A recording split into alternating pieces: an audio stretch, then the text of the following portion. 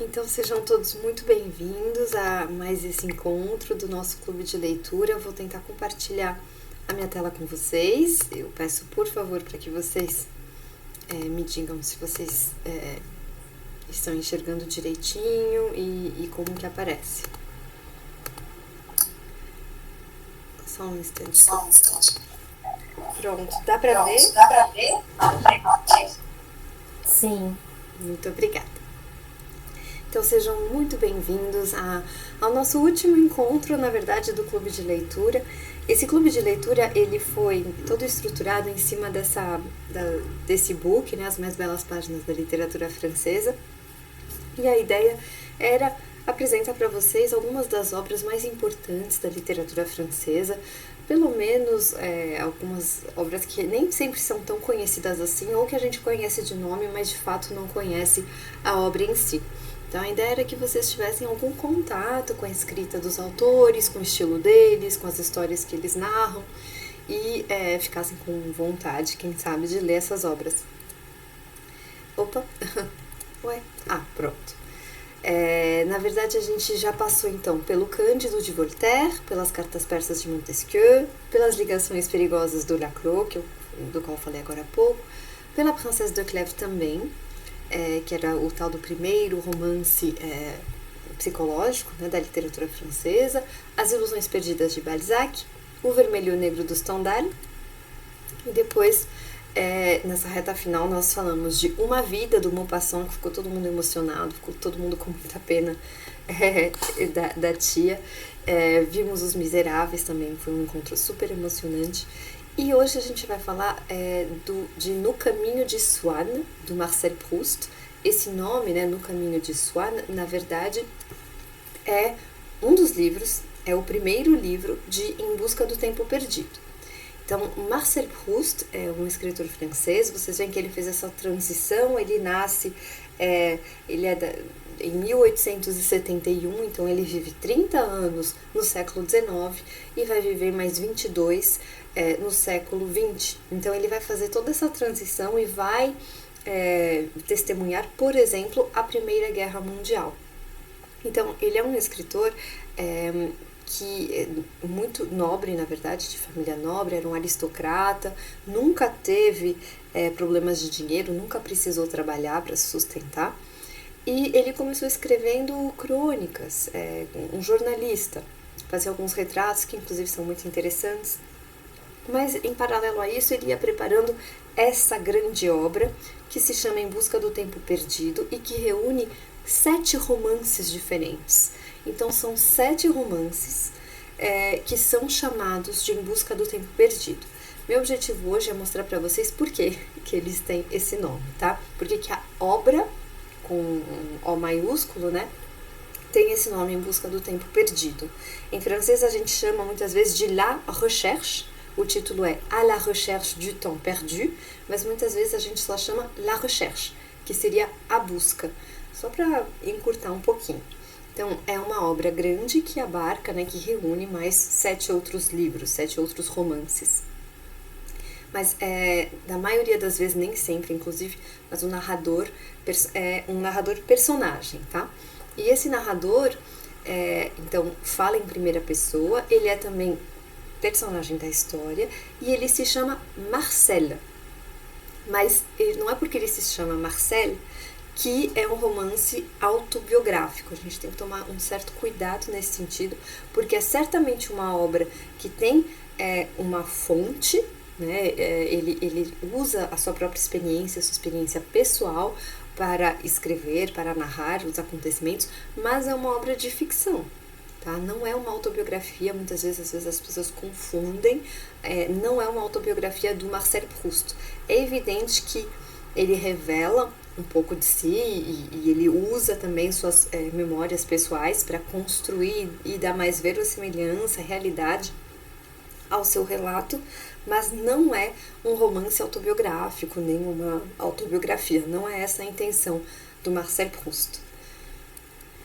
Então, é um trecho longo, esse é um trecho um pouquinho diferente, já vou explicar, vocês veem, tem 17 slides, mas eu acho que vai dar tempo, porque às vezes os trechos são pequenos. Eu quero que vocês me interrompam se vocês tiverem alguma dúvida, alguma pergunta, se não estiver muito claro. Mas o que eu fiz dessa vez é que eu não peguei um trecho. Se vocês forem lembradas, outras vezes eu pegava sempre um trecho bem, enfim, conjunto, né, seguido. Então, por exemplo, a gente lê o trecho nos Miseráveis em que o Jean Valjean veio buscar a Cosette e ela tem que trabalhar e não pode brincar. E o Jean Valjean acaba dando de presente para ela uma boneca. Então é contínuo, é um trechinho da história realmente. Eu peguei um trecho, é um só. Mesma coisa com a história da tia em Uma Vida. Desta vez, para mostrar para vocês o significado do título e qual que é a ideia, a intenção, a motivação de Em Busca do Tempo Perdido, eu acabei reunindo trechos do começo de No Caminho de Swann. Esse começo a gente chama às vezes de Combray, tá? Combray se escreve assim, essa segunda palavra que vocês veem, né? Em Combray. Combray se escreve desse jeito. Então, dentro de No Caminho de Swann, tem uma primeira parte, digamos assim, e essa primeira parte se chama Combray. É um nome fictício, tá bom? Não é uma cidade que existe de verdade. É uma cidade que é inspirada na cidade na qual o Marcel Proust passava a sua infância quando ele era, né? Passava as férias quando ele era criança. Então, vamos começar a leitura. Longtemps, je me suis couchée de bonne heure. Parfois, à peine ma bougie éteinte, mes yeux se fermaient si vite que je n'avais pas le temps de me dire « je m'endors ». Então esse é o começo, um dos começos mais famosos da literatura francesa, essa primeira frase curta, sendo que o Marcel Proust é conhecido por frases longas. Então essa primeira frase é « Longtemps, je me suis couchée de bonne heure », que significa por muito tempo, durante muito tempo, me deitei cedo. Então, e às vezes, né, ele tinha sorte, e a vela se apagava porque não tinha ainda eletricidade. Lembrem-se que ele nasce, né, em 71, então a eletricidade também não é uma coisa que tinha em todos os quartos, por exemplo, de uma casa, mesmo aristocrática, e os seus olhos se fechavam tão rapidamente que ele não tinha nem tempo de perceber que ele estava adormecendo, né? Então ele não tinha nem tempo de dizer a si mesmo, vou dormir. Ele já dorme, de tão rápido que é. Mas tem outras vezes em que dormir era muito mais difícil. Então, nessa primeira parte de Combray, que é o início, que é a grande abertura de À la recherche du temps perdu, de Em Busca do Tempo Perdido, ele começa falando dele criança e falando que de um hábito, né, muito corriqueiro. Então é um pouco espantoso, vocês vão ler Em Busca do Tempo Perdido, vocês sabem que é uma obra imensa, que o conjunto dela tem mais de 3.000 páginas, e vocês abrem o livro e se deparam com essa frase, por muito tempo me deitei cedo. É muito íntimo, né? Um detalhe muito íntimo e muito corriqueiro da vida de alguém. E vocês percebem, claro, que o narrador é em primeira pessoa. E aí ele vai explicar um pouco como era a rotina dele nesse lugar, em Combray. E ele diz o seguinte: À Combray, tous les jours, dès la fin de l'après-midi, longtemps avant le moment où il faudrait me mettre au lit et rester sans dormir, loin de ma mère et de ma grand-mère, ma chambre à coucher redevenait le point fixe et douloureux de mes préoccupations. Então essa é a primeira frase, já vamos parar por aí. Já tem esse estilo, né? Vocês veem, ele vai ter um estilo, a gente vai ver frases cada vez mais longas, tem parágrafos, que são frases inteiras, às vezes tem frases que duram 3 páginas, o Marcel Proust é conhecido por isso, mas são frases que fazem sentido, né? São frases, claro, que estão corretas gramaticalmente, mas que se a gente lê com calma, com atenção, a gente consegue entender. Então aqui, o que ele está dizendo pra gente? O narrador personagem, né, que é o Marcel, está dizendo que quando ele era pequeno, né, em Combray, nesse lugar onde ele passava as férias, perto, né, do final da tarde, quando ia anoitecendo, já antes da hora dele ter que entrar na cama, ir pra cama, ele já ficava preocupado, angustiado por conta disso, porque ele sabia que ele ia ter que dormir sozinho no quarto, longe da mãe dele e ficar longe também da avó. Então, ele tem medo, uma criança pequena, a gente não sabe exatamente quantos anos ele tem nesse momento, mas a gente sabe que ele tem uma angústia muito forte, que é essa de ir dormir. A gente vê, redevenait le point fixe et douloureux de mes préoccupations. É claro que vai ter uma certa dose de ironia, né? Então, o narrador, ele não é mais criança. A gente sabe disso porque já diz que é no passado. Por muito tempo me deitei cedo. Então, ele, narrador, hoje, não é mais a mesma pessoa que ele era quando ele era criança e tinha medo de dormir. Mas, por algum motivo, ele acha relevante começar contando isso, contando esse episódio específico da infância dele, que é a angústia que ele tinha de ficar sozinho no quarto e ter que adormecer e não conseguir adormecer sozinho. Então, ele continua contando. Ele diz assim: haviam até inventado, para me distrair nas noites em que me achavam com um ar muito melancólico, de me dar uma lanterna mágica, com a qual, aguardando a hora do jantar, revestiam minha lâmpada. Então, tentaram, percebendo, né, a melancolia e a angústia desse menino, a família tentou inventar algum truque que fizesse com que ele se sentisse um pouco melhor, ficasse menos apreensivo pelo menos. Mais ma tristesse n'en était qu'accrue, parce que rien que le changement d'éclairage détruisait l'habitude que j'avais de ma chambre et, grâce à quoi, sauf le supplice du coucher, elle m'était devenue supportable. Então, o quarto dele se tornara suportável, né? Não é um quarto agradável. O que acontece é que essa lanterna mágica, a gente não sabe exatamente do que se trata, mas ela mudava a iluminação do quarto dele. E essa mudança de iluminação destruía o lado costumeiro, né? Ele tinha conseguido se acostumar com aquele quarto. Lembrando que ele não passa o ano inteiro em Cumré, né? Opa, eu vou ter que deixar um momentozinho de compartilhar só para permitir a entrada aqui da Lia. Então, vou voltar aqui para a apresentação. Só um instante, vai ficar em tela cheia, não se preocupem.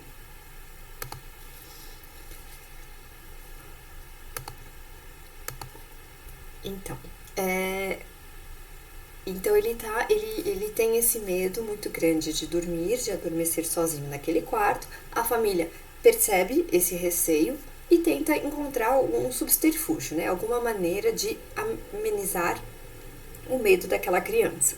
Mas esse truque, que é essa lanterna mágica, entre aspas, não resolve. Na verdade, só aumenta a tristeza dele.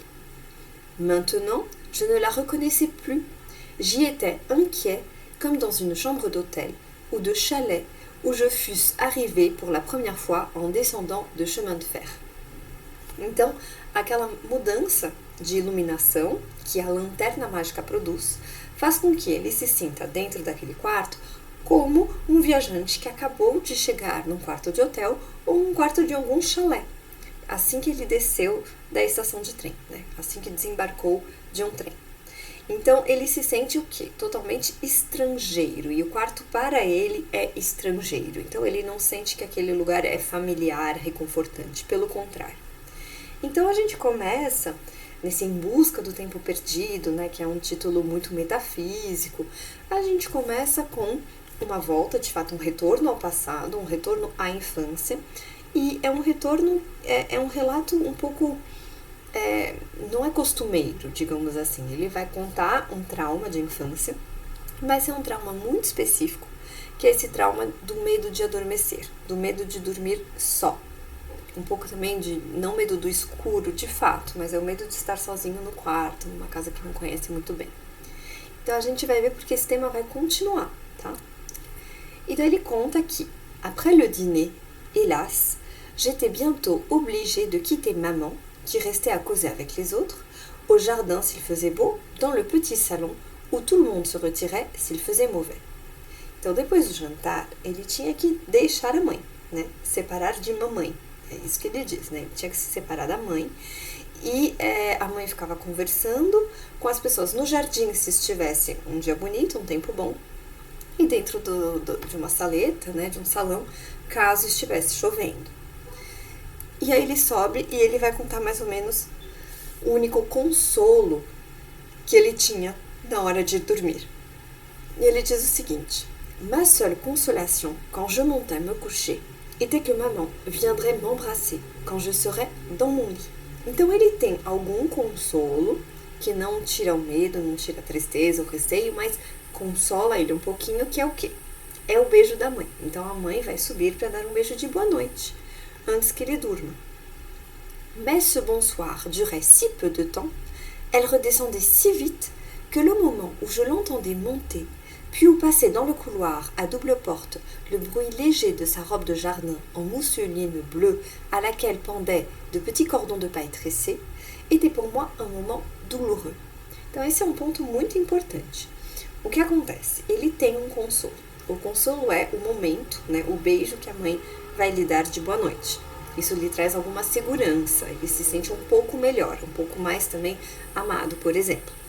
Mas é paradoxal, porque esse boa noite é muito rápido. Ela sobe, dá um beijinho e já desce de novo, deve durar menos de 1 minuto. Então o que acontece?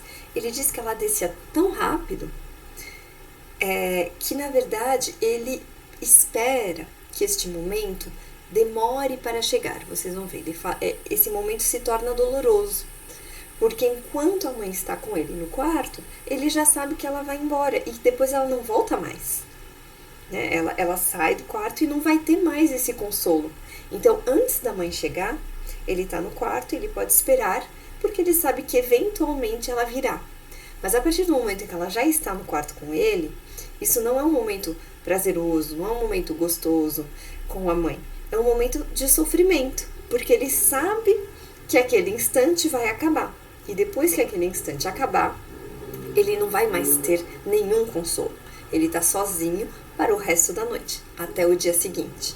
Então é uma angústia um pouco paradoxal. A gente percebe que seria difícil para uma criança entender essa angústia, entender por que o momento do boa noite, que ele na verdade tanto espera, é doído, é sofrido, é doloroso.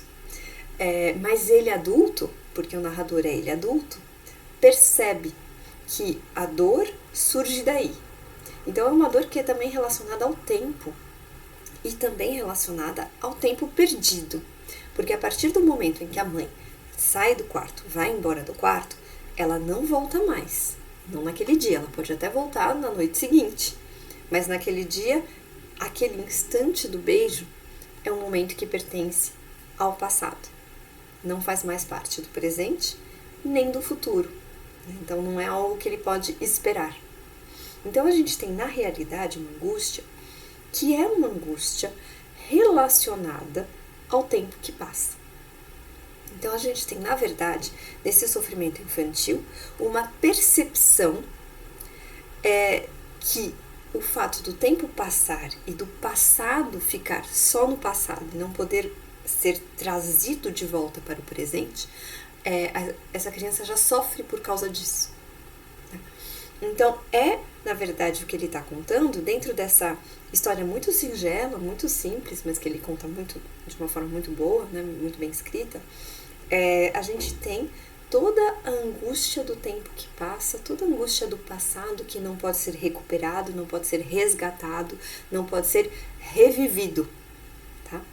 Mas também não é só uma angústia do passado, tá? A gente tem neste momento uma relação entre o presente, que é a situação dele no quarto, e o futuro, que é ele saber que a mãe não volta mais, e o passado, que é quando a mãe já veio, né?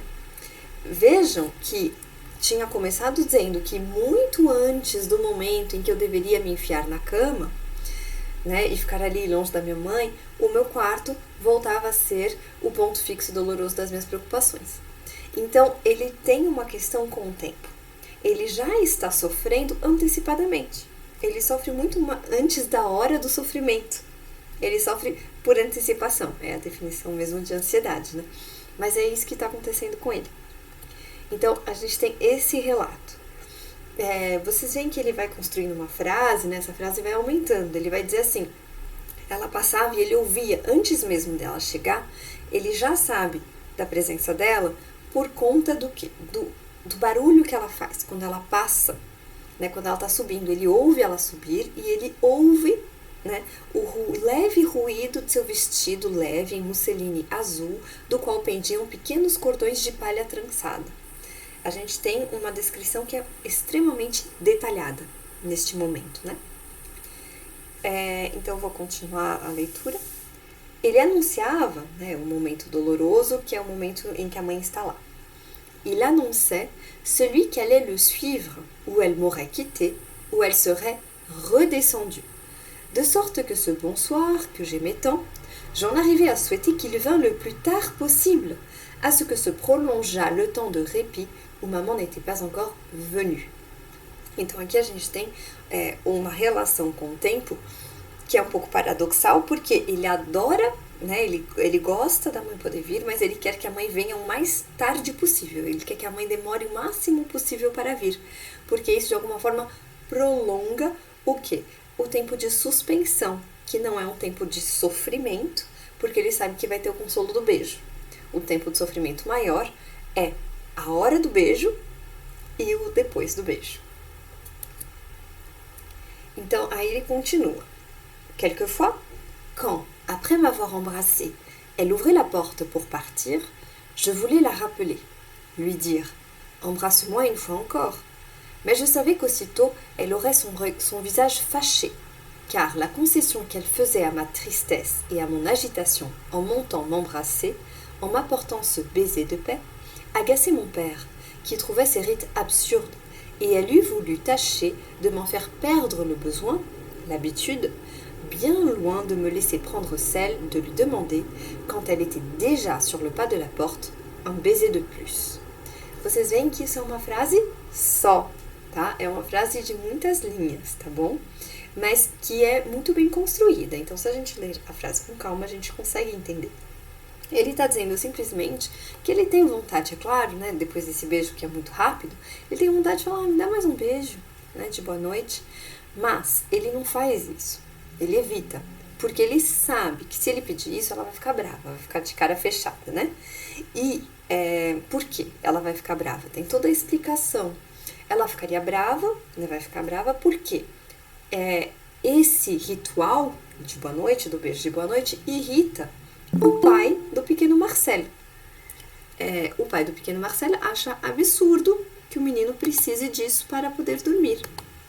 Então, como o pai do Marcel acha que não tem necessidade daquilo, a mãe gostaria que o filho parasse de precisar daquele beijo, não precisasse mais daquele hábito. Então, se quando ela está saindo do quarto, ele pede para ela dar mais um beijo nele, ela vai ficar brava. Então, ele não pede um segundo beijo. Tá? E, a gente tem toda essa explicação, né? A criança já sabe, ela já percebe que se ela pede mais um beijo, a mãe fica chateada.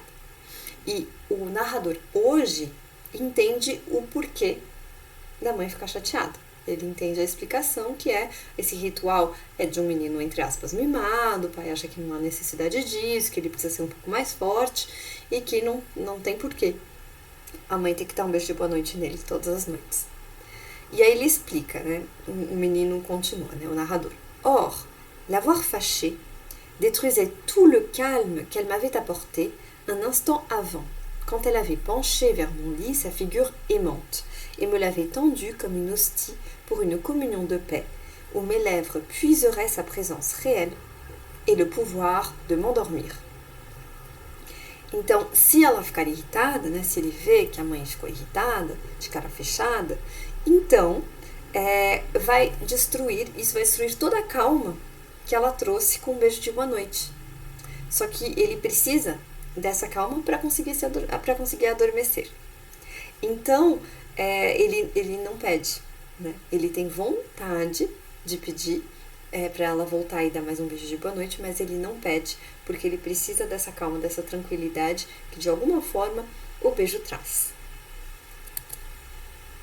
E aí ele continua. Então ele falou desse primeiro sofrimento, que é o sofrimento do momento, né? Ele está num quarto que ele não conhece muito bem.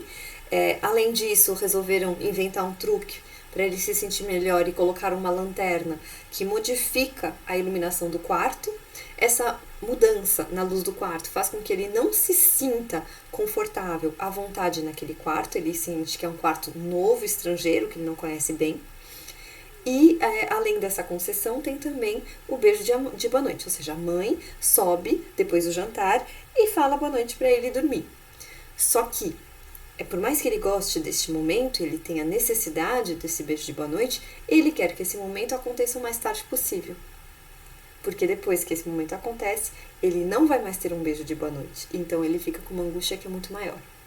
A gente viu como todo esse medo, todo esse receio tem a ver com o passar do tempo. E agora ele vai falar de um sofrimento que é ainda maior do que esse que ele acabou de contar. Então ele diz o seguinte: Mais ce soir-là, où maman, en somme, restait si peu de temps dans ma chambre, était doux encore en comparaison de ceux où il y avait du monde à dîner, et où, à cause de cela, elle ne montait pas me dire bonsoir. Então é importante. Ele vai dizer que quando tem gente jantando lá em Combray, é muito pior. Porque quando tem pessoas, convidados, a mãe não pode subir, não pode se ausentar para dizer boa noite para ele. Então, ele vai resumir quem são as pessoas que vão jantar. Le monde se bornait habituellement à Monsieur Swann, né, que dá nome ao livro. Porque este primeiro livro se chama No Caminho de Swann, que é no caminho da casa do Monsieur Swann, que é o vizinho da família lá em Combray. Tá? Então, por isso que se chama No Caminho de Swann, porque vai contar os relatos de infância daquele período, do momento em que a família dele convivia com o Monsieur Swann. Mas vai um pouco além, porque ele vai contar também a história do Monsieur Swann, né, que tem uma história de amor com a mulher dele. Então, le monde se bornait habituellement à Monsieur Swann, qu'en dehors de quelques étrangers de passage, était à peu près la seule personne qui vint chez nous à Combray, quelquefois pour dîner en voisin, plus rarement depuis qu'il avait fait ce mauvais mariage parce que mes parents ne voulaient pas recevoir sa femme, quelquefois après le dîner à l'improviste. Então isso é interessante porque tem esse parêntese que é muito significativo, né? Porque o Monsieur Swann, desde que ele se casou, mas aparentemente, né, foi um péssimo casamento, ou seja, ele se casou com uma moça que não é, provavelmente, da mesma classe social do que ele. Né? Não é uma moça do mundo, né, uma moça conveniente, não era um bom partido. Ele se casou com alguém com quem ele não deveria ter se casado. Daí eu não quero entregar muito da história. Mas a gente sabe disso nesse momento. Então a gente já sabe que o Monsieur Swann se casou. Se ele se casa mal, é provavelmente por amor, porque as pessoas não se casam mal, né, não é um casamento arranjado. Casamentos arranjados, em teoria, são positivos, né, desse ponto de vista, pelo menos. E a gente já sabe que a criança ouve, né, a conversa dos pais. Então, essa explicação é a explicação de por que ele vem menos jantar. Então, ele vinha jantar, né, como um vizinho, né, sem cerimônia. E aí ele coloca, era mais raro, né, desde que ele tinha se casado com aquela mulher, já que os pais não queriam recebê-la. Né? Então tem toda essa explicação mundana, né, de como funciona um pouco a sociedade. E às vezes ele vinha depois jantar, né, passava de surpresa. Mais, le seul d'entre nous pour qui la venue de Swann devint l'objet d'une préoccupation douloureuse, de novo a gente tem a angústia, né, a ansiedade, ce fut moi. C'est que les soirs où des étrangers, où seulement Monsieur Swann était là, maman ne montait pas dans ma chambre. Então, de novo, né, aquela explicação de que quando a mãe está lá, quando as visitas estão lá, a mãe não sobe no quarto dele. Aí ele conta como que é. Je dînais avant tout le monde et je venais ensuite m'asseoir à table, jusqu'à 8 heures, où il était convenu que je devais monter. Ce baiser précieux et fragile que maman me confiait d'habitude dans mon lit, au moment de m'endormir, il me fallait le transporter de la salle à manger dans ma chambre et le garder pendant tout le temps que je me déshabillais, sans que se brisât sa douceur, sans que se répandît et s'évaporât sa vertu volatile, Et justement, ces soirs-là, où j'aurais besoin de le recevoir avec plus de précaution, il fallait que je le prisse et que je le dérobasse brusquement, publiquement, sans même avoir le temps et la liberté d'esprit nécessaires pour porter à ce que je faisais cette attention des maniaques qui s'efforcent de ne pas penser à autre chose pendant qu'ils ferment une porte pour pouvoir, quand l'incertitude maladive leur revient, lui opposer victorieusement le souvenir du moment où ils l'ont fermé. Então isso é uma frase só, para vocês verem mais uma vez. Esse é o estilo do Proust e ele é, né, mundialmente famoso por causa disso, por causa dessas frases, algumas delas quilométricas, né? Dessa sensação que dá quando a gente está lendo. Mas são frases que fazem sentido, é de um rigor, né? É impressionante que ele consiga criar essas frases. Aproveito para dar os parabéns para a Mônica, que traduziu mais uma vez esse texto, porque não deve ter sido fácil fazer essa tradução. Vocês veem como a frase é longa, né? Começa em aquele beijo, né? Ce baiser. Na verdade, começava no francês, é je dînais. Então, o que acontece? Esse beijo, né, precioso e frágil, ele tem que carregar. O beijo de boa noite, ele é dado na sala de jantar, né? Na verdade, e aí ele tem que sair com esse beijo de boa noite, ir da sala de jantar até o quarto dele, e tem que guardar esse beijo enquanto ele, né, se tira a roupa, ele se despe, e ele tem que conseguir adormecer graças à doçura daquele beijo. Ele não pode permitir que essa doçura, né, essa virtude volátil se evapore, se espalhe, né? Então, o problema é que nestas noites ele diz, então é um desafio, porque é um beijo que vai, ele precisa daquilo para conseguir dormir. Então é um desafio conseguir preservar a virtude que tem este beijo, que é o poder de fazer com que ele consiga ter alguma paz para poder adormecer. Mas o que acontece? Além do desafio, tem o fato de que ele não pode fazer isso devagar. Ele tem que dar um beijo muito rápido. Então, por isso que ele fala que justamente nessas noites em que eu precisaria recebê-lo com mais precaução, porque ele vai ter que preservar aquele beijo, ele tinha que roubar o beijo de boa noite bruscamente, publicamente, né? E aí ele vai fazer uma comparação. Ele vai dizer, sem nem mesmo ter o tempo e a liberdade de espírito necessários para dedicar aquilo que eu fazia a mesma atenção. Aí ele vai fazer a comparação entre ele e os maníacos. Os maníacos, hoje em dia a gente diria as pessoas que têm toque, tá? E aí a comparação os maníacos, né, que se esforçam para não pensar em nenhuma outra coisa quando fecham uma porta, a fim de poder, quando a incerteza doentia volta a assombrá-los, será que eu fechei a porta? Será que eu tranquei? Será que a porta está fechada? Né? Lembrar, né, opor a essa incerteza, que também é uma angústia, inclusive, né, opor-lhe triunfalmente a lembrança do momento em que a fecharam. Então eles têm que, não pode fazer mais nada, então não pode sair olhando o celular, trancar a porta enquanto chama o elevador, não dá. Tem que não fazer nada para poder lembrar, estou trancando a porta. Então é isso que ele gostaria de fazer, né? Não pensar em nada, poder se concentrar no momento em que ele pega o beijo da mãe. Mas ele não pode fazer isso porque tem gente em volta, porque ele tem que fazer aquilo rápido. Então, justo naquelas noites em que era necessário fazer isso com cuidado, com atenção, com zelo, ele tem que fazer isso rapidamente de qualquer forma.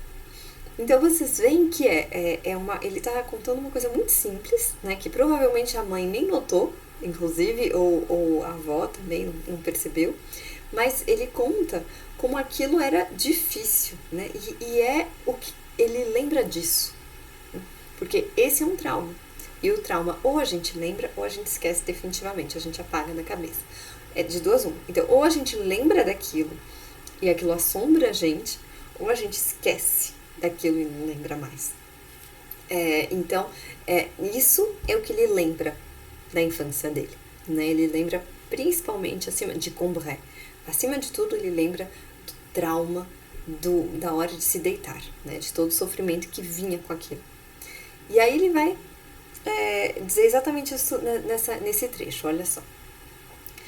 C'est ainsi que, pendant longtemps, quand, réveillé la nuit, je me ressouvenais de Combray, Je n'en revis jamais que cette sorte de pan lumineux, découpé au milieu d'indistinctes ténèbres, pareil à ceux que l'embrasement d'un feu de Bengale ou quelques projections électriques éclairaient et sectionnent dans un édifice dont les autres parties restent plongées dans la nuit. À la base assez large, le petit salon, la salle à manger, l'amorce de l'allée obscure, par où arrivait M. Swann, l'auteur inconscient de mes tristesses. Le vestibule où je m'acheminais vers la première pièce de marche de l'escalier, si cruel à monter, qui constituait à lui seul le tronc fort étroit de cette pyramide irrégulière. Et au fait, ma chambre à coucher avec le petit couloir à porte vitrée pour l'entrée de maman. En un mot, toujours vu à la même heure, isolé de tout ce qu'il pouvait y avoir autour, se détachant seul sur l'obscurité, le décor strictement nécessaire pour celui qu'on voit indiqué dans la tête des vieilles pièces pour les représentations en province, au drame de mon déshabillage, comme si Combray n'avait consisté qu'en 2 étages reliés par un mince escalier, e como se n'y avait jamais été que 7 heures du soir. Então, isso é muito interessante. Ele vai dizer que aquilo foi tão marcante para ele, né, aquele momento marcou tanto a vida dele, que durante muito tempo, então aí a gente tem a repetição, é importante, né, o romance começa com a palavra longtemps, o advérbio longtemps, e aí aqui ele repete, pendant longtemps, né, durante muito tempo. Então é importante essa repetição. Quando ele pensa, quando ele se recorda de Combray, ele só lembra disso. E ele vai dizer, é como se só tivesse, né, tudo fosse trevas e só tivesse essa parte, como se fosse uma fachada de luz, uma fachada luminosa. E a única coisa que ainda estivesse iluminada, ele faz uma comparação, ele vai dizer, a única coisa que está iluminada é isso, é o meu quarto, é o corredor, a escada que eu usava para subir naquele quarto. Então, no fundo, o que ficou para ele de Combray é só isso. É como se Combray, na memória dele, para lá é sempre 7 horas da noite, que era a hora que ele tinha que dormir. Lembrem-se que ele ia dormir cedo, de bonne heure, né? Então, o que acontece? Ele passava férias inteiras, né? O verão inteiro em Combray, que era a casa dos avós, de certa forma. Mas ele lembra mesmo dos 2 andares, porque tinha um andar, né, da salle à manger, que é a saleta de jantar, a sala, a escada, o corredor estreito e o quarto dele. Para ele é isso que ele via ainda de Combray. É isso que ainda tinha alguma luz, né? Então, ele vai falar dessa memória, de como a gente distorce um pouco as coisas, né? Então, é incrível, porque ele ainda não tinha o conhecimento neurológico que hoje a gente tem sobre como se constituem as memórias, mas a gente sabe que a memória é sempre uma reconstituição, uma reconstrução. A gente não tem uma imagem congelada, fixa, né? Não é uma fotografia. É uma imagem que a gente cria. A lembrança é uma recriação, né? É uma criação, não é uma reprodução exata do que aconteceu. Tem uma parte de criatividade nela. É por isso que todo mundo tem versões diferentes do passado. Mas para ele, o que ficou marcado seria isso, né? O drama de dormir. Né? Então ele só vê aquele quartinho, aquela escada, aquele corredor. Então vocês veem, todo o lado, não é só o passado, não é só as implicações que o passado tem no nosso presente. Tem também uma interrogação sobre a ressignificação do passado. Como a gente interpreta aquele passado, qual que é a imagem do passado que a gente tem. Porque isso talvez, no fundo, seja mais importante do que o impacto que o passado tem no nosso comportamento atual. Né? Então, ele não está falando que eu tenho insônia desde então. Né? Ele diz que por muito tempo, quando ele fica acordado de madrugada, ele lembra de Combray, que era quando ele tinha dificuldade para dormir. Mas ele não está fazendo essa relação. Eu tenho dificuldade para dormir por causa daquilo. Não. O que ele está dizendo é, do meu passado, da minha infância, das minhas férias de infância, eu só lembro disso. Só lembro desse sofrimento. É esse o ponto. Então, a questão aqui, na verdade, é a memória. O que a gente faz com o nosso passado, o que sobrevive do nosso passado, o que permanece, o que fica do que a gente viveu.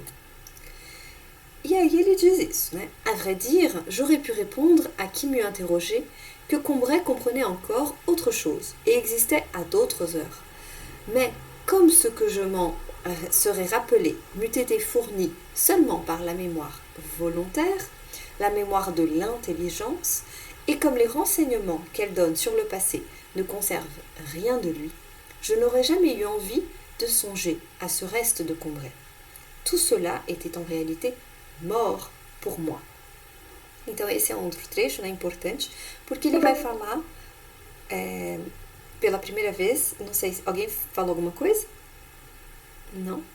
Thaís, apareceu uma mensagem de que daqui 10 minutos será interrompida a chamada. Muito obrigada. Então, quando for 1 minuto, vocês me avisam, por favor, e a gente cria um novo link para encerrar a nossa, né, o continuar, na verdade, que a gente está longe de encerrar ainda, o nosso encontro.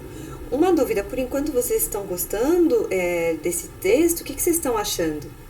Gostaria de ouvir vocês. Interessante? Mais algum comentário?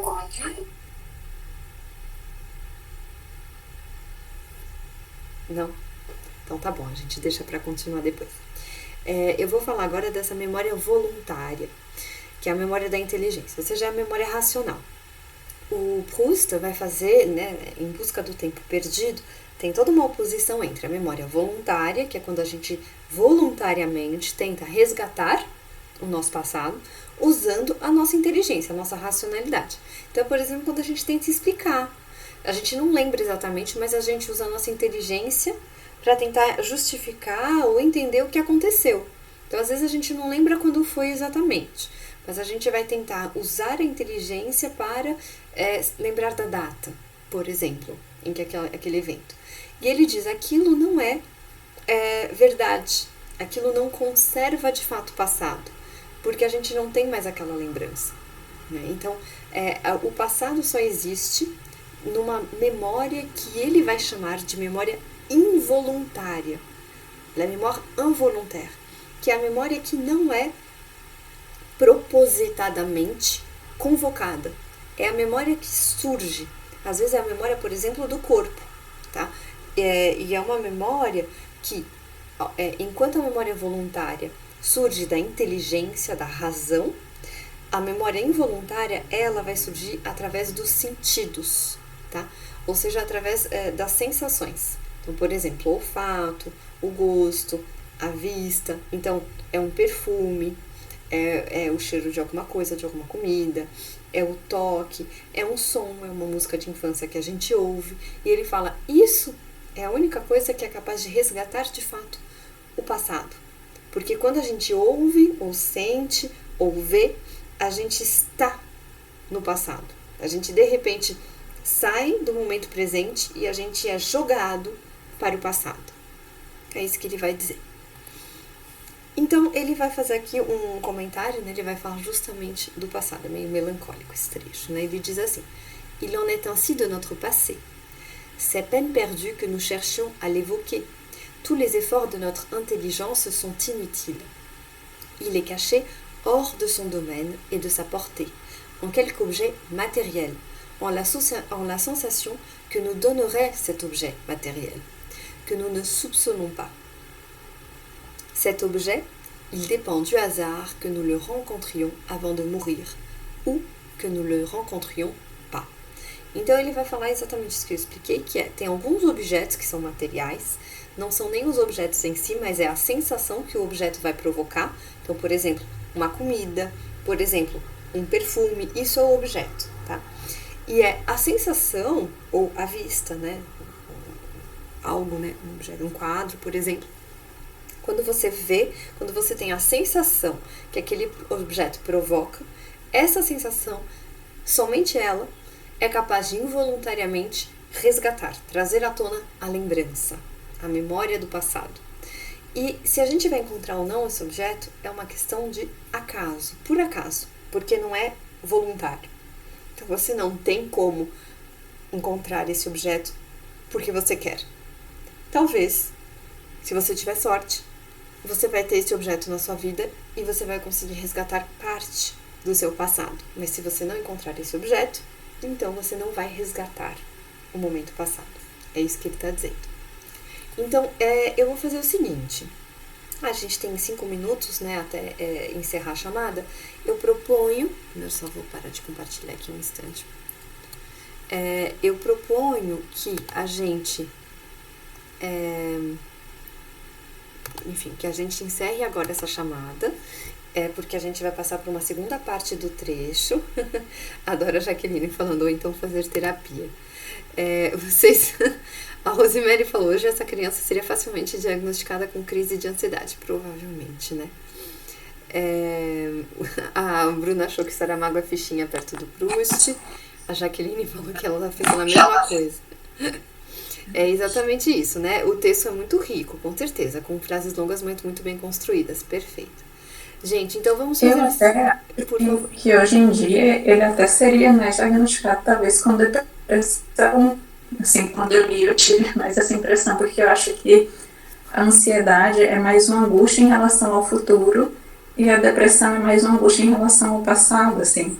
Naquele momento em que ele está ali esperando a mãe dele, se ele fosse, assim, até mais ansioso, acho que ele estaria pensando, minha mãe, por que minha mãe não chega? Minha mãe vem logo. E ele está mais assim, eu vou me proteger, porque depois que ela sai, que é o problema, aí vira o passado da presença e ele fica mais angustiado com aquilo. Então acho que ele é até mais deprimido do que ansioso. Exato. E realmente é bem... Desculpa, pode falar. Não, por favor, é bem... Não, que eu também ia falar que assim, em relação ao assim, eu achei bem interessante, mas assim, tava até pensando, depois de um dia cansativo de trabalho ia ser difícil pro realmente, eu acho que assim, Saramago eu também tive dificuldade, não consegui. Então, eu acho que assim, eu gosto mais das leituras assim que são um pouco mais porque, enfim, é meio cansativo, né? A gente precisa ter muita atenção para conseguir aprender bem ali o sentido. Às vezes, no caso de Proust, tem que reler.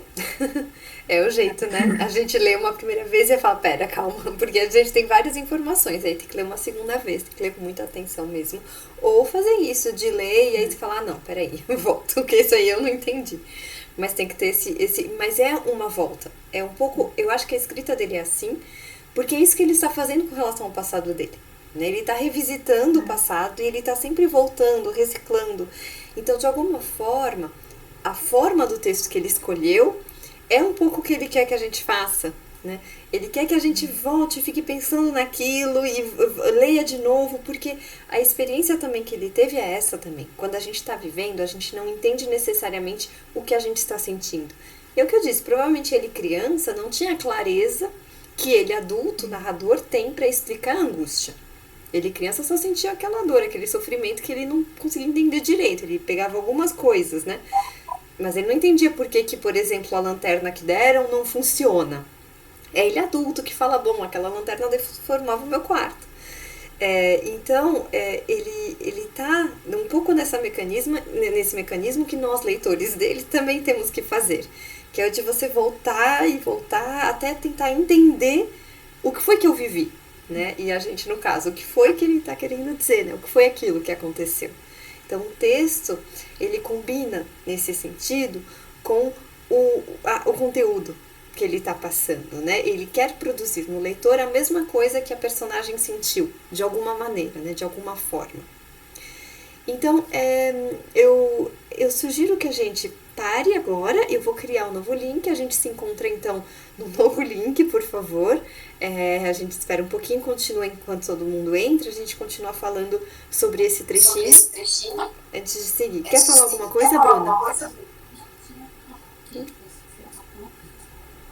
Não? Tá bom. Então vamos encerrar aqui a gravação, eu mando o trecho, o link e a gente já se vê. A bientôt. Até logo.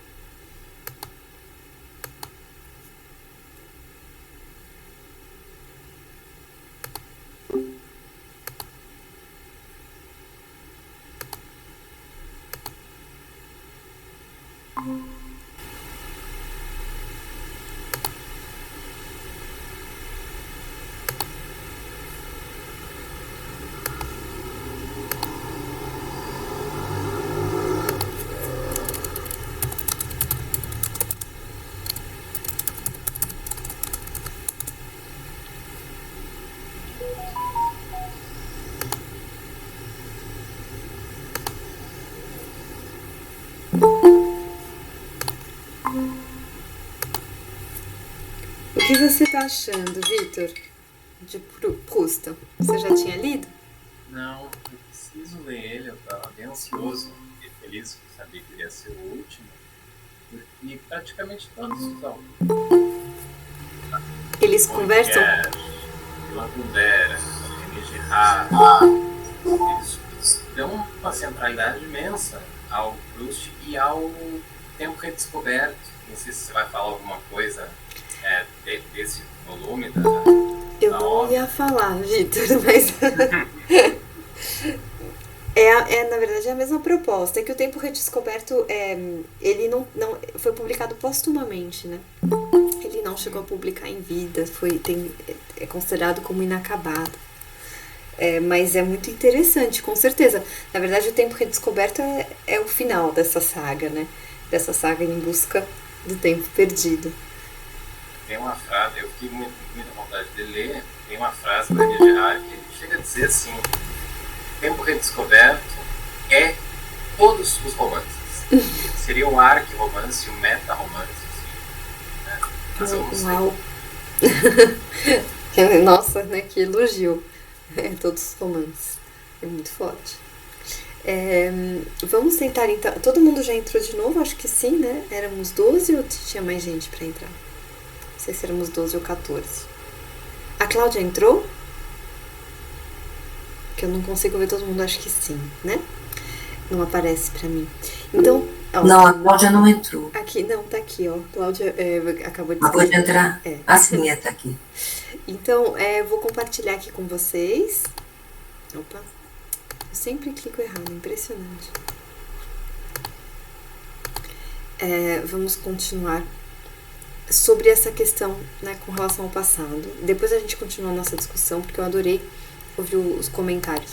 Mas é meio aflitivo, né? É claro que tem um quê de ironia, né? Ele, no presente, sabe que ele exagerou um pouco, que ele estava indo, talvez...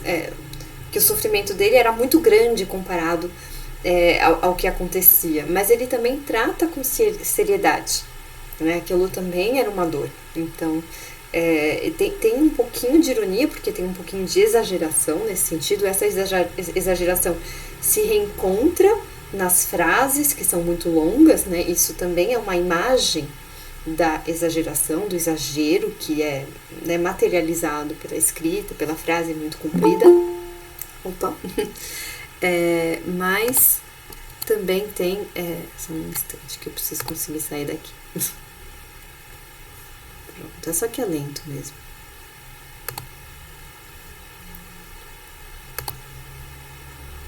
Pronto, era a Vânia, gente. Bem-vinda, Vânia. Que bom que deu certo. Acho que agora tá todo mundo.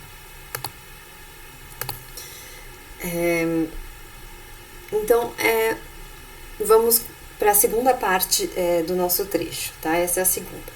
Então, ele contou pra gente o que era Combray para ele, né? O que a memória voluntária trazia de Combray para ele. E ele diz o seguinte: Il y avait déjà bien des années que, de Combray, tout ce qui n'était pas le théâtre et le drame de mon coucher n'existait plus pour moi. Quand un jour d'hiver, comme je rentrais à la maison, ma mère, voyant que j'avais froid, me proposa de me faire prendre, contre mon habitude, un peu de thé. Je refusai d'abord, et, je ne sais pourquoi, me ravisait. Elle envoya chercher un de ces gâteaux courts et dodus, appelé Petite Madeleine, qui semble avoir été moulé dans la valve rainurée d'une coquille de Saint-Jacques. Então, conta, né? Começa falando assim, bom, aí a gente vê o drama, né? O teatro e o drama da hora de ir dormir, né? É isso, do Mon Coucher. Então, por que o teatro e o drama? É aí que a gente vê que ele diz, bom, era talvez exagerado, né? Um pouco forte demais, né? E ele fala o teatro também porque ele tinha feito a comparação. Quando ele fala da memória, ele diz, né, que aquilo parece uma decoração, um cenário de um teatro de província. Ele faz essa comparação no trecho anterior.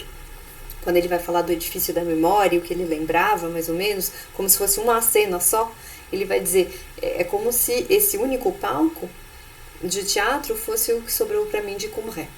Então aqui ele fala que nada que não fosse isso, que não fosse esse drama, esse teatro da hora de dormir, Nada além disso existe mais para ele de Combray. Ele não se lembra mais.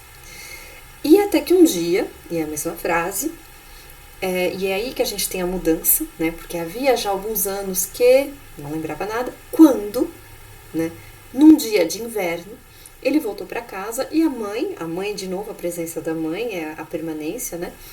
Entre o passado e agora o presente, a mãe continua. E a mãe, vendo que ele está com frio, oferece para ele, né? Oferece uma xícara de chá. E a gente sabe até que não é o hábito, não é o costume dele tomar xícaras de chá. Ele não costuma fazer isso. Então, primeiro ele recusa e depois, né? Je refusais d'abord et je ne sais pourquoi me ravisais. Depois ele não sabe nem mesmo porque ele volta atrás. Então, para acompanhar o chá, a mãe manda buscar aqueles bolinhos pequenos e encorpados. São as madalenas, né? Eu devia ter colocado aqui nesse slide, peço desculpas por não ter feito isso, uma foto de uma madalena. Não sei se vocês já viram, é um bolinho, né? Que é meio amarelado, meio alaranjado, muito pequeno, né? Assim, relativamente pequeno, um pouco maior que um brigadeiro grande. E ele tem a forma realmente de uma concha. Ele parece uma concha. Então a mãe foi buscar uma madalena para ele comer junto com o chá. Tá? Então foi isso, é simples assim. E ele vai descrever essa madalena. E vocês vão ver por que a gente diz la Madeleine de Proust. Tem essa frase, tem essa expressão que é a Madalena de Proust. O que é uma madalena? Vocês vão entender agora com esse trecho. É o trecho talvez mais famoso, não é talvez, é o mais famoso de toda a busca do tempo perdido, é esse trecho aqui. Mas eu acho que seria difícil entendê-lo sem o que veio antes, por isso que eu acabei reunindo as coisas. Et bientôt, machinalement, accablé par la morne journée et la perspective d'un triste lendemain, je portais à mes lèvres une cuillerée du thé où j'avais laissé s'amollir un morceau de madeleine. Então, o que ele faz, né? Gosto muito dessa frase. Abatido por aquele dia tão morno e pela perspectiva de um triste amanhã. Né? Então, ele está chateado. De novo, a questão com o presente, né? E o passado. Então, o passado é o dia que não foi tão bom assim. E o dia seguinte também, que é o que está por vir, também não é muito alegre, né? Uma perspectiva triste. E ele, então, no momento presente, está influenciado por essas duas temporalidades. Né, que são o passado e o presente e o futuro. No fundo, todos nós vivemos assim. Então, neste momento, ele está sentindo isso e sem pensar, é por isso que é maquinalmente, né, machinalmente, é mecânico, então é sem pensar, é sem a inteligência, sem o voluntário. Ele traz, né, para a boca.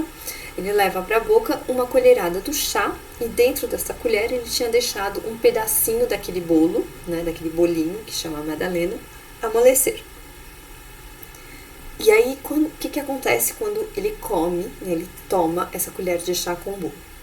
Mais, à l'instant même où la gorgée mêlée des miettes du gâteau toucha mon palais, je tressaillis, attentif à ce qui se passait d'extraordinaire en moi. Un plaisir délicieux m'avait envahi, isolé, sans la notion de sa cause. Il m'avait rendu les vicissitudes de la vie indifférentes, ses désastres inoffensifs, sa brièveté illusoire, de la même façon qu'opère l'amour en me remplissant d'une essence précieuse, ou plutôt cette essence n'était pas moi, elle était en moi. J'avais cessé de me sentir médiocre, contingent, mortel. Porque toda a angústia que a gente tem com relação ao futuro e ao passado, mas principalmente ao futuro, é a perspectiva da nossa mortalidade. A gente sabe que eventualmente a vida vai acabar. E como a gente tem essa perspectiva final, que é de que um dia não vamos mais estar em vida, a gente tem essa necessidade, né, e isso traz, né, algum sofrimento.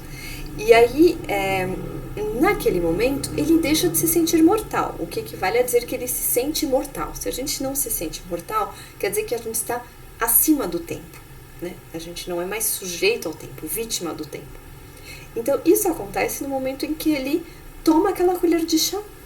Acontece uma coisa extraordinária, né? Ele chega a tremer, né? Ele estremece e ele não entende muito porquê.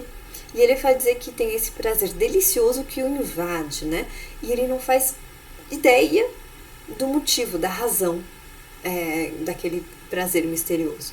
E ele fala que aquela colher de chá com aquela Madalena tornou, né, a vida por um breve momento, é claro, feliz, né? E ele ficou indiferente para os desastres da vida, a ilusória brevidade da vida, enfim, tudo isso. Ele se sente imortal por um breve instante.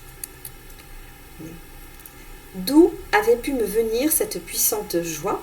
Je sentais qu'elle était liée au goût du thé et du gâteau, mais qu'elle le dépassait infiniment, ne devait pas être de même nature.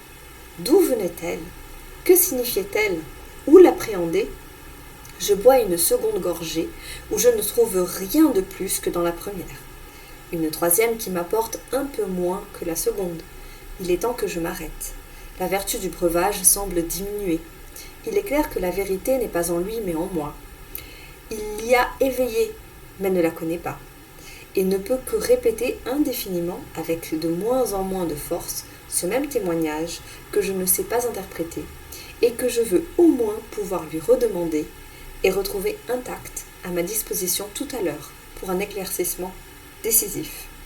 Je pose la tasse et me tourne vers mon esprit. C'est à lui de trouver la vérité. Aqui acontece uma coisa extraordinária no texto, né? Primeiro a gente tem uma série de perguntas que o narrador personagem se faz. Então ele pergunta, mas de onde vem essa alegria tão poderosa, né? Depois ele diz assim, ele sente que ela está relacionada de alguma maneira ao chá com o bolinho, mas ele não entende o que é aquilo. Ele é muito maior, né, do que o chá com bolo. Aí ele pergunta, mas de onde ela veio? O que ela significa? Como aprender isso, né, o que está acontecendo? E aí, de repente, a gente passa para o presente. Então, a gente estava até então no passado, porque a gente sabe que isso aconteceu no passado. Ó, se eu voltar aqui rapidamente, a gente já sabe que isso faz tempo, né? Havia já alguns anos que de Combray, nananã, e ele fala, quando? Até aqui, num dia de inverno, quando eu entrava em casa, é o passado. Né? É como se a gente tivesse dois passados. A gente tem o passado de Combray, da infância dele, e a gente tem o passado daquele dia frio de inverno, quando ele voltou para casa com frio e a mãe ofereceu uma xícara de chá. Então, quando o narrador escreve, conta essa história, ele não está no presente, né? O presente daquele acontecimento não é, né, o mesmo presente da narração, de quando ele está descrevendo aquilo. Mas o poder daquela Madalena com o chá é justamente a suspensão do tempo. Então, de repente, o que acontece é que o texto fica todo no presente. Vejam só, tomo. De repente, tomo um segundo gole, em que não encontro nada mais do que no primeiro. Um terceiro gole que me traz um pouco menos que um segundo. É hora de parar. O poder da bebida parece diminuir. É claro que a verdade não está nela, mas em mim. A bebida despertou, mas não a conhece, e não pode senão repetir indefinidamente, cada vez com menos força, esse mesmo testemunho que não sei interpretar e que desejo ao menos poder reclamá-lo novamente e encontrá-lo intacto à minha disposição daqui a pouco, para um esclarecimento decisivo. Pouso a xícara e volto-me para o meu espírito. Cabe a ele encontrar a verdade. Então, vocês veem como, na verdade, toda a alegria, na verdade, também dessa xícara de chá, é dessa suspensão do tempo que passa.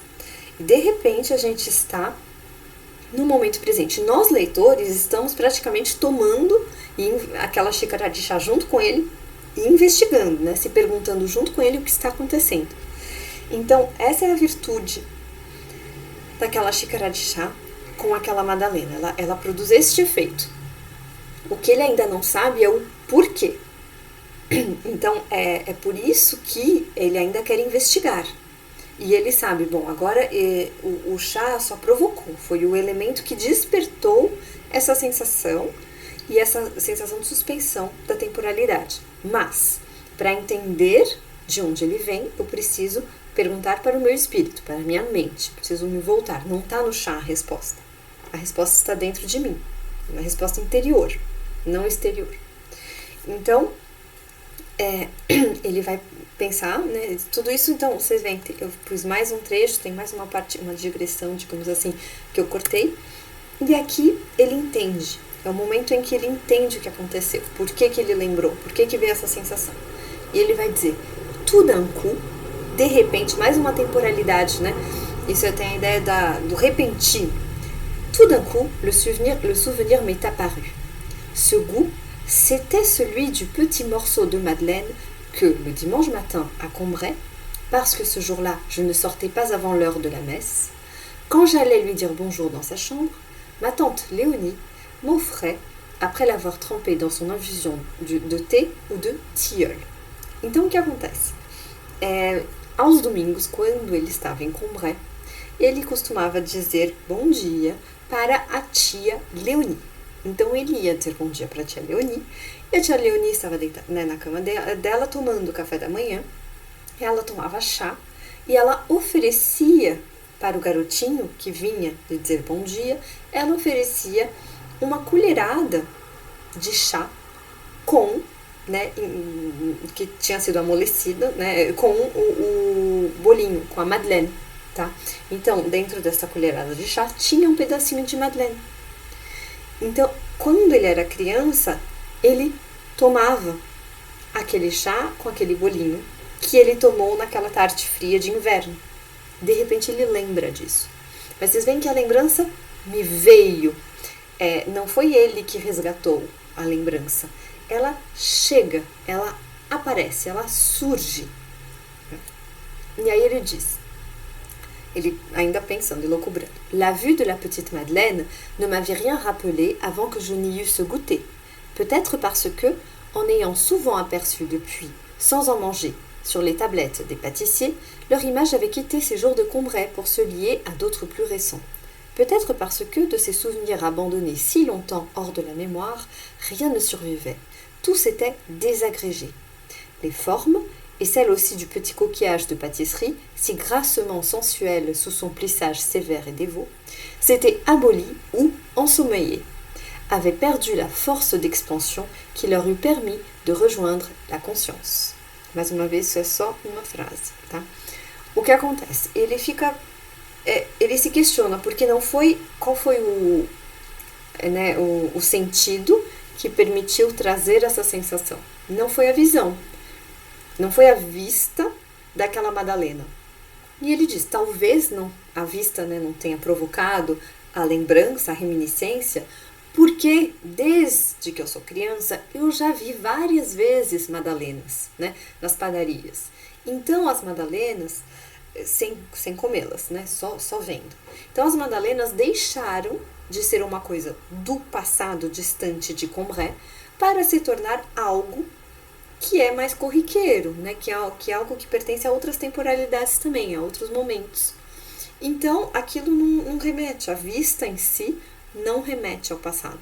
Já o gosto é diferente, porque desde que ele era criança, ele nunca mais comeu aquilo dentro do chá. E é por isso que foi o gosto, e não a vista, a visão, que provocou essa sensação. E essa sensação de felicidade é a sensação justamente de ter escapado do tempo. É ter conseguido, por um instante, reunir, num momento só, no mesmo instante, passado, presente e futuro. E escapar à mortalidade, a deixar de se sentir mortal, deixar de sentir o peso do tempo sobre as suas costas.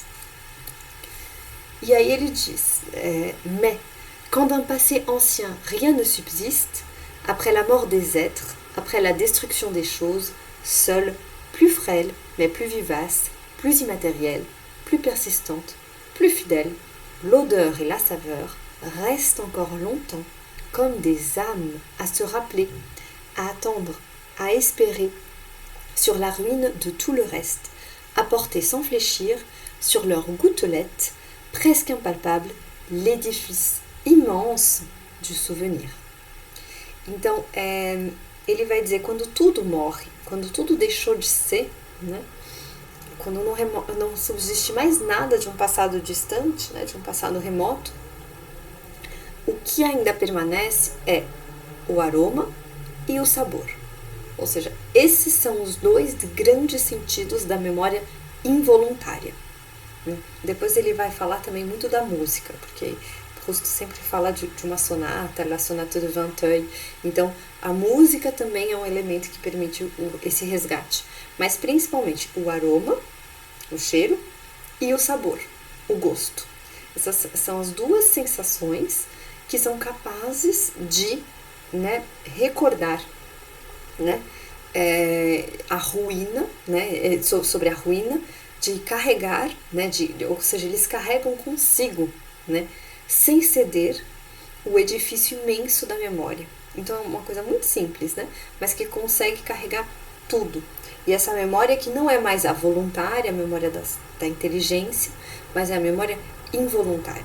Então a lembrança, ela pode estar num objeto material, que vai provocar uma sensação física, provavelmente é por conta do aroma ou do gosto, e é essa sensação que vai permitir o resgate do passado.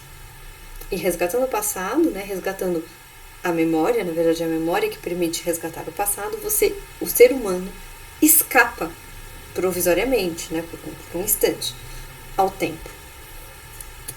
E aí ele diz: Et dès que j'eus reconnu le goût du morceau de madeleine trempé dans le tilleul que me donnait ma tante, quoique je ne susse pas encore et dusse remettre à bien plus tard de découvrir pourquoi ce souvenir me rendait si heureux, aussitôt la vieille maison grise sur la rue vint, comme un décor de théâtre, s'appliquer au petit pavillon donnant sur le jardin qu'on avait construit pour mes parents sur ses derrières, ce pan tronqué que seul j'avais revu jusque-là.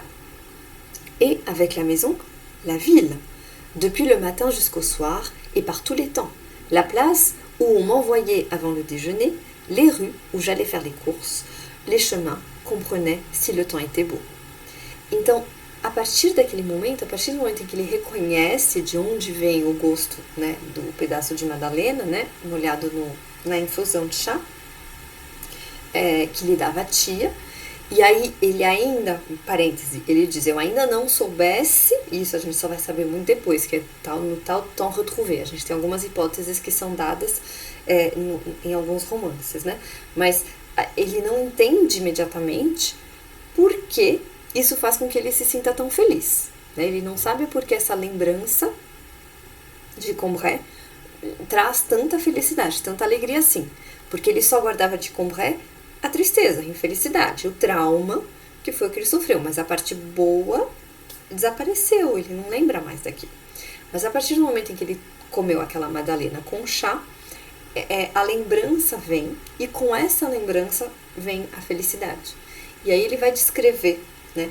Então ele vai dizer: a velha casa cinza surgiu como um cenário de teatro, de novo, né? E ela veio colar-se ao pequeno pavilhão que dava no jardim, que tinha sido construído para os meus pais nos fundos. Aí ele faz uma outra parêntese: essa fachada truncada, que era a única que eu revira até então.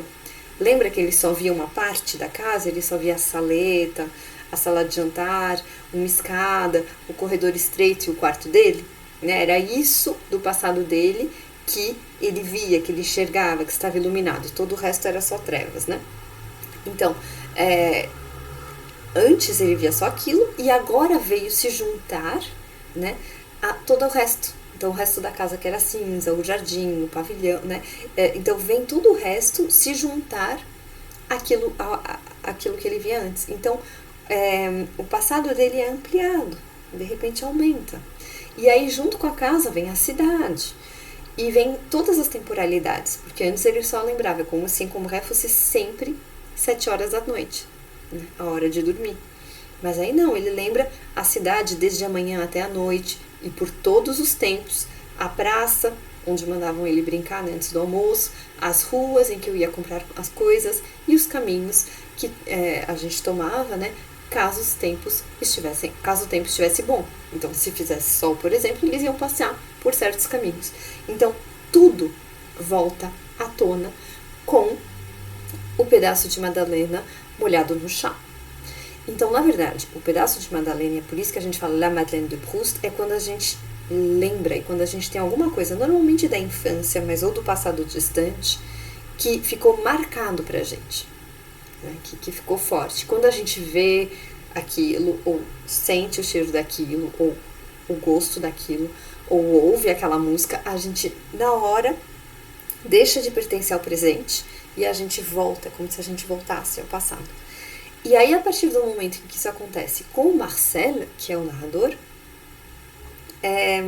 ele vai poder narrar. Esse é o começo, tá? É o começo de Em Busca do Tempo Perdido, é o comecinho de No Caminho de Swan, que é um dos caminhos, né, que eles tomavam se o tempo estava bom, né? É um dos caminhos pelos quais, então, tem Comré, e aí tem dois lados, né? Tem um caminho que vai para a casa do Monsieur Swan, que é o vizinho, e tem outro caminho, que vai ser outro livro, que é o caminho de Guermantes, de Côté de Guermantes. Então, Guermantes é outro caminho, mas isso vai ser outro livro. Então, a partir desse momento, ele tem, digamos assim, essa memória involuntária, que vai trazer à tona todo o passado dele, e é graças a isso que o narrador vai ser capaz de recontar, de contar tudo o que aconteceu. E aí ele conta toda a história de Em Busca do Tempo Perdido. E aí são vários romances, porque tem várias histórias, né? São várias coisas. Mas no Caminho de Swan é a infância. Essencialmente é a infância e a história do vizinho, que é o Monsieur Swan. Então a gente tem essas duas histórias em Du Côté de chez Swan, que em português traduziram como No Caminho de Swan. Eu vou parar de compartilhar por enquanto, porque eu gostaria de ouvi-los. Não é fácil introduzir um livro como Em Busca do Tempo Perdido, né? Não é fácil explicar a intenção do Marcel Proust, o projeto literário dele. Vocês viram que não é um autor que tem um estilo muito fácil, mas ele tem um estilo muito característico, e que tem o seu charme, né? É um estilo que muito rapidamente seduz a gente também, tem uma sofisticação, como a Rose falou também, é muito bem escrito. A gente lê, às vezes a gente fala, não é possível que essa frase faça sentido. Como que ele conseguiu construir uma frase assim tão longa, né? Mas e que é admirável, realmente. Mas a premissa é muito simples.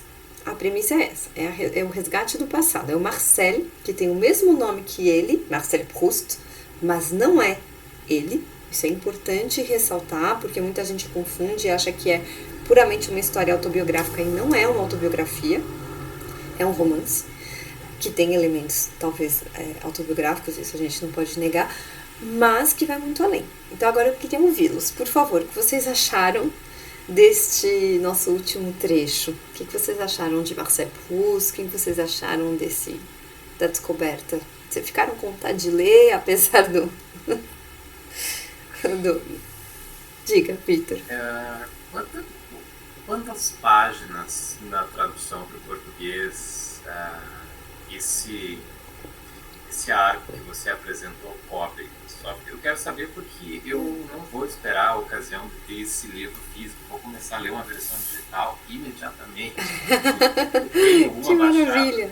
Porque eu vou ter que começar. Olha, quantas páginas? Vou ver aqui em português. O que é legal é que em português a gente tem uma tradução maravilhosa, né? Tem o Mário Quintana, fez uma tradução desse livro, né? De toda, se eu não me engano, ele fez a tradução de toda La Recherche, todo Em Busca do Tempo Perdido. É uma sorte tremenda. Então vamos ver quantas páginas exatamente. Thaís, eu acho que são tradutores diferentes. É possível. O Drummond, por exemplo, traduziu A Prisioneira. Ai, que lindo. Eu não sei se o Quintana traduziu mais de um, mas eu sei que tem outros tradutores também. E aproveitando, eu sei que vai sair uma tradução nova pela Companhia das Letras. Olha só. Andamento agora, a Rosa Freire da Guiar, que está traduzindo o primeiro e o quarto, que é o Sodoma e Gomorra. Eu adoro a Rosa Freire da Guiar. Ela é maravilhosa. Eu sei que ela já traduziu o primeiro, não sei se já vai ser lançado agora, eu não sei qual que é o calendário da companhia, mas ela está agora traduzindo o quarto, e tem um tradutor que eu não me lembro o nome dele agora, que está no projeto com ela também. Nossa, ele tá que maravilha. Um negócio assim, mas vai ser traduções novas agora. Olha, eu vi aqui, muito obrigada, Mônica, porque isso é muito rico a gente saber disso, ainda bem. Porque, querendo ou não, é uma tradução Né? Olha, eu vejo aqui que a tradução pelo Mário Quintana, mas eu acho que deve ser fantástico ler a tradução dele. É de 1948, então né, não é uma má ideia também ter uma nova tradução. Nessa tradução do Mário Quintana, essa primeira parte tem 558 páginas, mas esse mesmo livro, né, No Caminho de Swan, é subdividido em 3. Né? São 3, às vezes a gente chama de livros, às vezes partes. Tem, agora me escapa a terceira, mas tem Combray, que é a primeira, que é uma delícia de ler e deve ter aproximadamente 100 páginas, 150, e é muito gostoso ler pelo menos Combray. Quando a gente lê Combray é menos, a gente tem um desafio menor, e é muito interessante começar com esse desafio. Você fala assim, eu vou ler Combray, eu vou ler de 150 a 200 páginas, porque você entra no universo de Proust. E você percebe, consegue se acostumar com a lógica, né, com a ideia, com o projeto. Então são 150 a 200 páginas a parte de Combray. Depois tem Un Amour de Swann, que conta a história de como o vizinho Swann se apaixonou pela esposa dele, com a qual ele acabou se casando. E temos a terceira parte, que agora eu não lembro, mas que eu acho muito, eu adoro essa terceira parte, porque, bom, vocês perceberam que o Marcel era um garotinho sensível.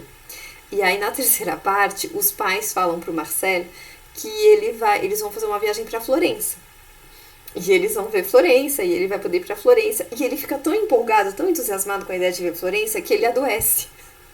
De tão feliz que ele fica. E aí ele não pode ir para Florença, porque ele ficou doente. Nom de pays, le nom de pays, é isso mesmo. É isso mesmo, le nom de pays. A Rosemary falou, 150 páginas viram 300 por causa das frases longas, que temos que ler mais de uma vez. Como tem que ler tudo 2 vezes, né?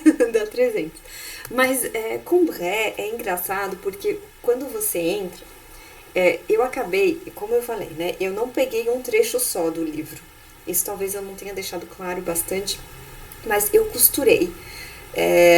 Peguei vários trechos dessa primeira parte para vocês entenderem o projeto de Em Busca do Tempo Perdido, porque para mim era a única forma realmente de fazer algum sentido, né, para vocês. Então, essas páginas seriam talvez as primeiras 30 páginas, o que eu peguei, são mais ou menos as primeiras 30 páginas, costurado, né? Então, vocês já sabem as primeiras 30 páginas, vocês vão navegar por elas com mais facilidade. Porque vocês vão entender que ele fala do sono, e aí ele vai um pouquinho pro presente, ele fala de como ele dorme agora, depois ele volta pra Combray, depois do nada ele tá falando do dia frio em que ele toma um chá com a mãe dele, e aí ele fala do passado. Então esse começo talvez seja a parte mais desafiadora, porque você fica um pouco perdido nas diferentes temporalidades. A partir daí, que é o momento dessa iluminação, né, que ele entende, dessa epifania, aí fica muito mais simples de acompanhar o restante. Então, Combray fica mais simples a partir desse momento. Eu recomendo muito, espero que vocês façam como o Victor quer fazer e leiam. Eu gostei o modo como você apresentou, assim, e o fato de que o tema é essa questão do tempo que escoa, que escapa, que aparece já reconstruído por uma memória, que, como diz o Paul Ricoeur, né, tem algo de ser uma província da imaginação. Né? A gente imagina e pensa que está lembrando. Esse é o tema que eu gosto de pesquisar. Assim. E eu li tanto sobre o Proust sem jamais ter lido a obra que já está ficando vergonhoso. Sabe? Todos os pensadores que eu gosto de ler tratam o Proust como um paradigma. Assim, tá? Então, até para voltar à leitura dos livros de filosofia que falam de Proust e entender as partes que tratam dele. Muito obrigado por isso. Imagina, eu fico muito feliz, porque acho que não daria para falar das mais belas páginas da literatura francesa sem evocar o Proust. O Proust é um autor imenso por conta dessa obra de mais de 3.000 páginas que ele escreveu. É uma obra que ele morreu antes de terminá-la. Então, assim, os dois, mas os 2 últimos livros, principalmente, foram editados, não por ele, né? Ele não chegou a vê-los publicados. e ele não conseguiu fazer todas as correções que ele queria. Foram editados, graças aos seus manuscritos, teve um trabalho muito intenso, né? E o Vitor falou, ele não ia terminar esse negócio nunca. É bem possível, porque é um projeto muito ambicioso, e ele era muito rigoroso, né? Muito perfeccionista, as correções, os manuscritos dos Proust são muito interessantes, e muito estudados. Mas ele é um escritor realmente imenso. Por exemplo, ele é o escritor mais pesquisado no Japão. Eu achei isso muito interessante quando eu descobri, eu não sabia. Mas o Japão é o país que mais estuda Proust. Marcel Proust estudam muito e são grandes conhecedores. Então é um escritor que é conhecido, né, mundialmente. Quando fizeram uma pesquisa, que eu acho que eu já mencionei aqui também, sobre os escritores franceses mais conhecidos, os nomes que vieram foram Victor Hugo, Voltaire, né, que a gente estudou, Cândido, e Marcel Proust. Então ele está entre os 3 grandes escritores franceses. Acho que vale a pena vocês saberem um pouco por quê e entenderem um pouco qual que era a intenção dele, sobre o que ele escreveu. E aí tem uma grande variedade de temas, né? La Prisonnière, a fugitiva, que a Bruna mencionou, né? Não La Prisonnière. É lindo. La Fugitive também, né? E La Prisonnière são Albertine Disparue. São romances, bom, eu estou citando os que eu mais gosto, mas são romances que valem muito a pena, né? São muito interessantes. Tem um que se passa durante a Primeira Guerra Mundial, que é Sodoma e Gomorra, e assim por diante. Então, são livros muito interessantes que, de repente, a gente não precisa ler tudo de uma vez. Eu acho que tem esse lado. Acho que não há necessidade de ler os 7 assim, falar, eu só posso começar a ler Proust quando eu for ler os 7 juntos, todos juntos. Não, senão a gente nunca começa. Mas a ideia de começar a ler Combray vale muito a pena. E a gente volta no nosso próprio tempo. Gostaria de saber mais de vocês. O que vocês acharam? Alguém quer comentar? Oi, gente. Eu queria contar uma história que, quando eu entrei na Letras, eu me achava muito inteligente, né? Quando a gente entra na faculdade, a gente se acha muito inteligente. E aí eu fui ler Em Busca do Tempo Perdido com 17 anos. E eu lembro que eu achava muito chato, porque, né, eu tinha 17 anos, gente. O que você acha legal com 17 anos? E eu lembro que teve uma aula no segundo ano, eu já tinha terminado o primeiro livro, eu estava no segundo livro, e eu estava assim, me forçando, falando, tipo, não, eu faço letras, eu vou ler Em Busca do Tempo Perdido. E aí a professora virou e falou, a gente só entende Em Busca do Tempo Perdido depois que a gente faz 30 anos. E eu fiquei muito aliviada, e eu guardei o livro na estante e falei, quando eu fizer 30 anos eu volto. E eu faço 30 ano que vem. E aí hoje com essa aula, eu falei, nossa, acho que eu vou pegar ali na estante. Deu muita vontade de voltar a ler, e de ler pela primeira vez, acredito, né? Porque com 17 anos não era nada. E agora fez sentido, agora eu achei muito bem, assim, lógico que eu achava que era bem escrito, né? Fez sentido, foi um texto que eu falei, olha, é por isso que ele era bom, né? Com 17 anos eu não estava entendendo. E eu, nossa, tô quase indo ali no escritório pegar o livro. Obrigada, viu, Thaís? Ai, que bom. Uau. Que bom que vocês ficaram com vontade de ler, tô muito feliz. Agora que você comentou, eu lembrei dessa professora que dizia isso, que é só com 30 anos que a gente consegue começar a entender Em Busca do Tempo Perdido. Vale muito a pena, viu, gente?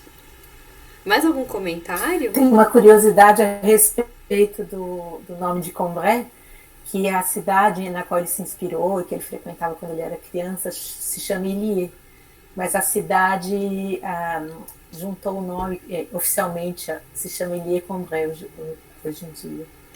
Muito bem dito, Mônica. O nome, né? Então, como eu disse, não é uma autobiografia, e ele dá um nome fictício para essa casa onde ele passava as férias, e ele vai chamar de Combray, essa cidade.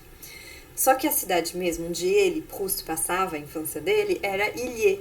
E hoje em dia mudaram o nome da cidade por causa do Proust e a cidade virou Illiers-Combray, porque muita gente queria ir até lá, inclusive, né, Mônica? Muitos admiradores de Proust querem fazer essa viagem e ir até Illiers-Combray hoje para conhecer, para ver as descrições, né, o que Proust descreve.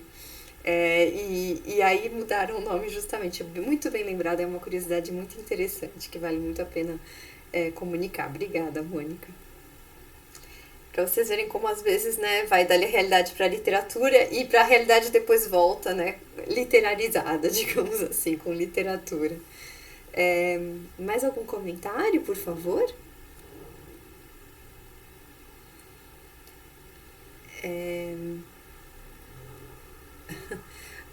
Não era hora também com 21 anos, diz o Vitor, mas a Mariana, que é novinha, tenho certeza, diz que quer começar agora mesmo, daqui a alguns meses. O box da Nova Fronteira deve ser bom, não sei quem é o tradutor, vou dar uma olhada. Eu acho que é o Fernando Pi, se eu não me engano. É boa essa tradução. Normalmente as edições da Nova Fronteira são boas, né, Mônica? Uhum. Então acho que... E ele fez sozinho, é tudo dele, eu acho. Se eu não me engano, ele traduziu todos os volumes. Se a gente acha que ler é difícil, imagine o tradutor que inventa de traduzir os 7 volumes sozinho, né? Sozinho. A Rose falou que ficou com sensação de que precisa correr em busca do tempo perdido. A gente fica com essa sensação mesmo, né? De que a gente também tem que correr atrás do nosso. Inclusive. Mais algum comentário, gente, antes da gente encerrar? Então, eu gostaria só de saber se vocês gostaram dessa experiência do clube de leitura também, se vocês acharam interessante essa ideia de ler diferentes trechos, se vocês gostaram da forma como funcionam os encontros, se vocês têm vontade de participar, de repente, de alguma leitura acompanhada de uma obra, né? Quem sabe a gente não faz a leitura acompanhada de Em Busca do Tempo Perdido, por que não? Mas não tinha pensado, não tinha me ocorrido, mas pode ser também. Em algum momento a gente pode inventar de fazer isso.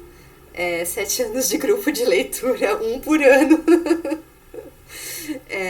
A Mariana falou que está sem microfone, por isso não pode falar, mas gostou, que bom que você achou sensacional, obrigada. Sobretudo a questão da memória involuntária, é importante, né, saber, porque todo o mecanismo da obra de Proust funciona em cima desse conceito, sem ele a gente não entende. Ai, que bom que vocês gostaram. A Viviane participaria das leituras coletivas e de todos os livros que foram vistos no clube, que legal. Diga, Bruna. Os grupos de eventar porque no site atacou. Eu gostei muito do curso, mesmo que nos últimos eu infelizmente não consegui participar, mas eu adorei. Eu já comentei, né? Eu não sou da área, eu sou de humanas, mas eu não sou das letras, e assim, eu senti que eu consegui acompanhar muito bem. Você tem uma didática maravilhosa, a turma é muito bacana, então assim, sempre com os comentários que são divertidíssimos e que agregam bastante na aula. Mônica, parabéns por todas as traduções, ficaram fantásticas. Eu também não falo francês, mas né, a gente percebe que é uma tradução assim, muito fiel ao texto original, então parabéns. Eu gostei muito, eu nunca tinha participado de um grupo como esse. Não teve uma aula que eu não gostei, eu amei todas. E gostaria muito que a gente tivesse aí, sei lá, um volume 2 com outras obras, ou que a gente lesse uma obra específica, enfim. Eu estou totalmente aberta a sugestões, porque eu gostei muito. E eu agradeço principalmente a Thaís pelas explicações, principalmente a Mônica pela tradução, e a todos os colegas que tornaram esses encontros assim muito ricos, gente. Foi sensacional, gostei muito. Parabéns para todo mundo. Nossa, Bruna.